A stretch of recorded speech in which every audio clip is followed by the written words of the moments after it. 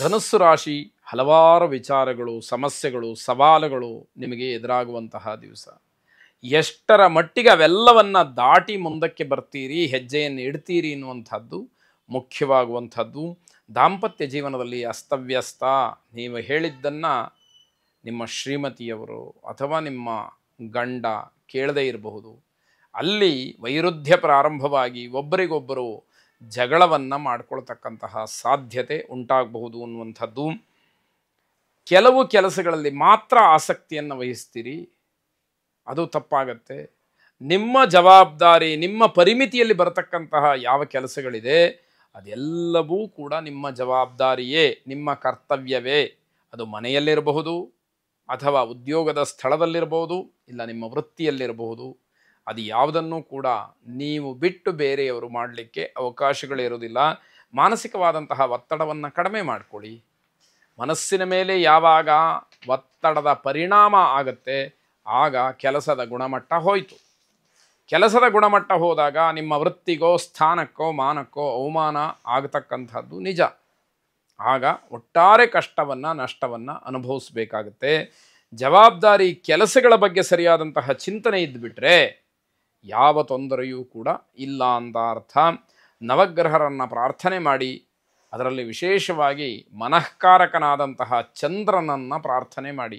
ದಧಿಶಂಖ ತುಷಾರಾಭಂ ಕ್ಷೀರೋದಾರಣವ ಸಂಭವಂ ನಮಾಮಿ ಶಶಿನಂ ಸೋಮಂ ಶಂಭೋರ್ ಮಕುಟಭೂಷಣಂ ಎಂಬುವ ಪ್ರಾರ್ಥನೆ ನಿಮ್ಮದಾಗಿರಲಿ. ಶುಭವಾಗಿ. ಮಕರ ರಾಶಿ, ವ್ಯಾವಹಾರಿಕವಾಗಿ ನಿರೀಕ್ಷಿತವಾದಂತಹ ಲಾಭವನ್ನು ಗಳಿಸ್ತೀರಿ. ವ್ಯವಹಾರದ ದೃಷ್ಟಿಯಿಂದ, ವ್ಯಾಪಾರದ ದೃಷ್ಟಿಯಿಂದ ನೀವೇನು ಅಂದ್ಕೊಳ್ತೀರೋ ಅಷ್ಟು ಲಾಭವನ್ನು ಗಳಿಸಿಯೇ ಸಿದ್ಧ ಅನ್ನುವಂಥದ್ದು ಅನುಭವಕ್ಕೆ ಬರುತ್ತೆ. ಕುಟುಂಬದ ದುಃಖಕ್ಕೆ ಕಾರಣರಾಗ್ತೀರಿ. ನಿಮಗೆ ವ್ಯವಹಾರವೇ ಮುಖ್ಯ, ಕುಟುಂಬ ಬೇಡ, ಸಂಸಾರ ಬೇಡ, ಯಾವುದರ ಬಗ್ಗೆನೂ ನಿಮಗೆ ಆಸಕ್ತಿ ಇಲ್ಲ, ನಮ್ಮನ್ನು ಗಮನಿಸೋದಿಲ್ಲ ಅಂತ ಹೇಳಿ ಕುಟುಂಬದವರು ನಿಮ್ಮನ್ನು ದೂಷಣೆ ಮಾಡೋದಕ್ಕೆ ಹೆಚ್ಚಿನ ಅವಕಾಶಗಳಿರುತ್ತೆ. ಕೆಲವು ಖರ್ಚುಗಳು ಅನಿರೀಕ್ಷಿತವಾಗಿ ಬರುತ್ತೆ. ನಿಮಗೆ ಕಲ್ಪನೆಯೇ ಇರೋದಿಲ್ಲ, ಗೊತ್ತೇ ಆಗೋದಿಲ್ಲ, ಅಂತಹ ದೊಡ್ಡ ಮಟ್ಟದ ಖರ್ಚು ಬಂದು ನಿಮ್ಮನ್ನು ಆವರಿಸ್ಕೊಳ್ತಕ್ಕಂಥದ್ದು. ಮಧುಮೇಹಿಗಳು, ಸಕ್ಕರೆ ಕಾಯಿಲೆ ಇರತಕ್ಕಂಥವರು ಆಹಾರದ ಬಗ್ಗೆ ಹೆಚ್ಚಿನ ಗಮನವನ್ನು ಹರಿಸಬೇಕು. ಅದಿಲ್ಲ ಅಂತಾದರೆ ಆರೋಗ್ಯದ ಮೇಲೆ ಕೆಟ್ಟ ಪರಿಣಾಮ, ತೊಂದರೆಗೆ ಅವಕಾಶಗಳು ಇರುವಂಥದ್ದಾಗತ್ತೆ. ಆಲಸ್ಯದಿಂದ ಕೆಲಸ ಹಾಳಾಗತ್ತೆ. ಸೋಮಾರಿತನದಿಂದ ನಿಮ್ಮ ಕೆಲಸಗಳು ಒಂದಷ್ಟು ಹಿನ್ನಡೆಯಾಗತ್ತೆ, ಹಾಳಾಗ್ತಾ ಹೋಗುತ್ತೆ ಎನ್ನುವಂಥದ್ದು. ತಪ್ಪು ಸಲಹೆಗಳು ನಿಮಗೆ ಖುಷಿ ಕೊಡುತ್ತೆ, ಜಾಗೃತಿಯಾಗಿರಬೇಕು.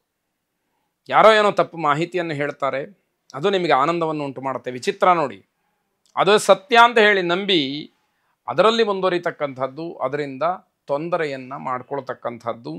ಶಿವಾರಾಧನೆಯನ್ನು ಮಾಡಿ. ಶಿವಂ ಶಾಂತಂ ಜಗನ್ನಾಥಂ ಲೋಕಾನುಗ್ರಹಕಾರಿಣಂ ಶಿವಮೇಕಂ ಪರಂ ವಂದೇ ಶಿಕಾರಾಯ ನಮೋ ನಮಃ ಎಂಬ ಪ್ರಾರ್ಥನೆ ನಿಮ್ಮದಾಗಿರಲಿ.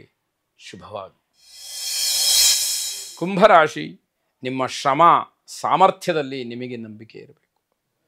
ನಾನು ಎಷ್ಟು ಕಷ್ಟಪಡ್ತಾ ಇದ್ದೀನಿ, ನಾನು ಎಷ್ಟು ಪರಿಶ್ರಮವನ್ನು ಹಾಕಿದ್ದೀನಿ, ಜೊತೆಗೆ ನನ್ನ ಸಾಮರ್ಥ್ಯ ಏನು, ನನ್ನಿಂದ ಈ ಕೆಲಸ ಆಗತ್ತೆ ಅನ್ನುವಂತಹ ಧನಾತ್ಮಕವಾದಂತಹ ನಂಬಿಕೆ, ದೃಢವಾದಂತಹ ಛಲ ನಿಮ್ಮನ್ನು ಕಾಪಾಡ್ತಕ್ಕಂಥದ್ದು.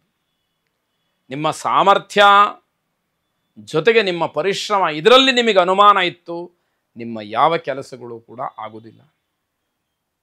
ನಿಮ್ಮನ್ನು ನೀವೇ ನಂಬದೇ ಇದ್ದ ಮೇಲೆ ಬೇರೆಯವರು ಯಾಕೆ ನಂಬ್ತಾರೆ, ಹೇಗೆ ನಂಬ್ತಾರೆ, ಇದು ಪ್ರಶ್ನೆಯಾಗುತ್ತೆ. ಪ್ರೇಮ ವಿವಾಹಕ್ಕೆ ಅಡ್ಡಿಯಾಗ್ತಕ್ಕಂಥದ್ದು, ಲವ್ ಮ್ಯಾರೇಜ್ ಅದಕ್ಕೆ ಆಲೋಚನೆ ಮಾಡ್ತಾ ಇರ್ತಕ್ಕಂಥವ್ರಿಗೆ ಅಡ್ಡಿಯಾಗತ್ತೆ. ಯಾವ ವಿಷಯ ಅನ್ನುವಂಥದ್ದನ್ನು ಗಮನಿಸ್ಕೊಳ್ಳಿ. ಆರೋಗ್ಯವನ್ನು ಹಾಳು ಮಾಡಿಕೊಳ್ಬೇಡಿ, ಆರೋಗ್ಯಕ್ಕೆ ಆದ್ಯತೆ ನೀಡಿ. ನಿಮ್ಮನ್ನು ನೀವು ಕಾಪಾಡಿಕೊಳ್ಬೇಕಾದ್ರೆ ಆರೋಗ್ಯ ಬಹಳ ಮುಖ್ಯವಾಗುತ್ತೆ. ಕಾರ್ಯಕ್ಷೇತ್ರದ ಪ್ರಗತಿಯಿಂದ ಉತ್ಸಾಹ ಆಗುತ್ತೆ. ಯಾವುದೋ ಕೆಲಸ ಮಾಡ್ತಾ ಇರ್ತೀರಿ, ಅಲ್ಲಿ ಒಂದು ಒಳಿತನ್ನು ಕಾಣ್ತೀರಿ, ಅಥವಾ ಇನ್ಯಾವುದೋ ಒಂದು ಉನ್ನತವಾದ ಸ್ಥಾನಮಾನವನ್ನು ಕಾಣ್ತೀರಿ. ನೀವು ಮಾಡಿದಂತಹ ಕೆಲಸ ಧನಾತ್ಮಕವಾಗಿ ಎಲ್ಲ ಕಡೆಯಲ್ಲೂ ಕೂಡ ಪ್ರಚಾರವಾಗುತ್ತೆ. ಅದು ನಿಮ್ಮ ಉತ್ಸಾಹವನ್ನು ಹೆಚ್ಚು ಮಾಡ್ತಕ್ಕಂಥದ್ದಾಗತ್ತೆ. ಯಾರ ಜೊತೆಯಲ್ಲೂ ಕೂಡ ಹಣಕಾಸಿನ ವ್ಯವಹಾರವನ್ನು ಮಾಡಬೇಡಿ. ದುಡ್ಡು ಕಾಸಿನ ವಿಚಾರ ಬಂತು ಅಂತಾದರೆ ನೀವು ಆ ವ್ಯವಹಾರದಿಂದ ದೂರ ಸರಿತಕ್ಕಂಥದ್ದು, ಅಂತರವನ್ನು ಕಾಯ್ದುಕೊಳ್ತಕ್ಕಂಥದ್ದು ನಿಮಗೆ ಕ್ಷೇಮವಾಗುತ್ತೆ. ಮಾತಿಗೆ ಮರುಳಾಗಿ ಯಾರ ಕಡೆಗೂ ಕೂಡ ಆಕರ್ಷಿತರಾಗಬೇಡಿ. ಯಾರೋ ಏನೋ ಹೇಳ್ತಾರೆ, ಬಣ್ಣ ಬಣ್ಣದ ಮಾತುಗಳನ್ನು ಹೇಳಿ ನಿಮ್ಮನ್ನು ಆಕರ್ಷಣೆ ಮಾಡಿ ನಿಮ್ಮನ್ನು ಯಾವುದೋ ಒಂದು ವ್ಯವಹಾರದಲ್ಲಿ ಸಿಗಹಾಕಿಸಿ ಅವರು ಆನಂದವನ್ನು ಪಡ್ತಾರೆ, ಲಾಭವನ್ನು ಪಡೆಯುವುದಕ್ಕೆ ಮುಂದಾಗ್ತಾರೆ. ಅಂತಹ ಯಾವುದೇ ರೀತಿಯ ಹೊಂದಾಣಿಕೆಗಳಾಗಲಿ ಆಕರ್ಷಣೆಯಾಗಲಿ ಬೇಡ ಅನ್ನುವಂಥದ್ದನ್ನು ಗಮನಿಸ್ಕೊಳ್ಬೇಕು. ಗುರು ದತ್ತಾತ್ರೇಯರನ್ನು ಪ್ರಾರ್ಥನೆ ಮಾಡಿ, ಜಟಾಧರಂ ಪಾಂಡುರಂಗಂ ಶೂಲಹಸ್ತಂ ಕೃಪಾನಿಧಿಂ ಸರ್ವರೋಗಹರಂ ದೇವಂ ದತ್ತಾತ್ರೇಯಮಹಂ ಭಜೆ ಎಂಬ ಪ್ರಾರ್ಥನೆ ನಿಮ್ಮದಾಗಿರಲಿ. ಶುಭವಾಗಿ. ಕೊನೆಯದಾಗಿ ಮೀನರಾಶಿ, ತುಂಬ ಕೆಲಸದ ಒತ್ತಡ ಇರುತ್ತೆ, ಆದರೆ ಗುಣಮಟ್ಟವನ್ನು ಕಾಯ್ದುಕೊಳ್ಳುವುದರ ಜೊತೆಗೆ ಒತ್ತಡವನ್ನು ಬುದ್ಧಿವಂತಿಕೆಯಿಂದ ಸ್ವಲ್ಪ ಮಟ್ಟಿಗೆ ಕಡಿಮೆ ಮಾಡಿಕೊಳ್ಬೇಕು. ಇಲ್ಲದೇ ಇದ್ದರೆ ಕೆಲಸದ ಒತ್ತಡದಿಂದ ಮಾನಸಿಕವಾಗಿ ದೈಹಿಕವಾಗಿ ತೊಂದರೆಯನ್ನು ಅನುಭವಿಸಬೇಕಾಗತ್ತೆ. ಹೊಸ ಕೆಲಸಕ್ಕೆ ಪೂರ್ವ ಸಿದ್ಧತೆಯನ್ನು ಸರಿಯಾಗಿ ಮಾಡಿಕೊಳ್ಳಿ. ಇವತ್ತು ಯಾವುದೋ ಒಂದು ಕೆಲಸ ಮಾಡ್ತಾ ಇದ್ದೀರಿ, ಅದು ಮುಗಿದು ಹೋಗುತ್ತೆ. ನಾಳೆಯೋ ಈ ಕೆಲಸ ಮುಗಿದ ನಂತರವೋ ಬೇರೆ ಕೆಲಸವನ್ನು ಆರಂಭ ಮಾಡಬೇಕಾಗಿರುತ್ತೆ.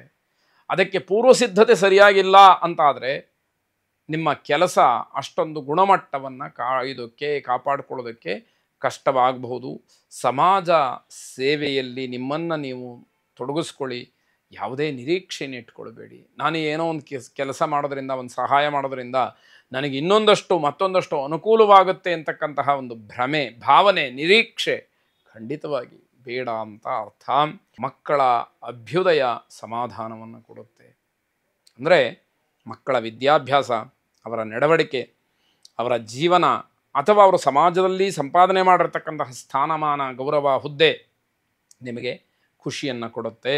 ಸಮಾಜದಲ್ಲಿ ನಿಮಗೂ ಕೂಡ ಗೌರವ ಹೆಚ್ಚಾಗ್ತಕ್ಕಂಥದ್ದಿದೆ.